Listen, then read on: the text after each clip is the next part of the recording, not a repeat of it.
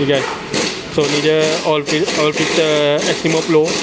Dia jenis yang span ya, bukan jenis yang besi. Sini original lah ni. Kita akan masuk dekat sini X50. Lepas ni siapa nak test boleh test.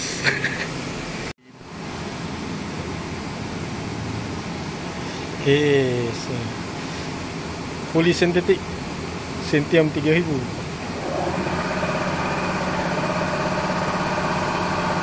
Lepas ni kita boleh start lenjang semula.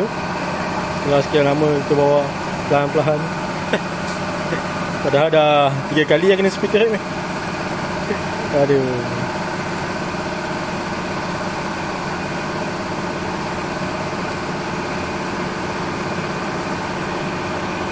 Okay, korang jangan lupa tekan butang like, subscribe, share. Kalau korang nak servis, boleh datang ke Petronas Auto Expert Nilai. So kalau korang staff, korang bawa ID card, nanti korang dapat staff discount. Staff discount tu korang kena deal dengan dia punya ni lah, supervisor dia macam mana. Ciao.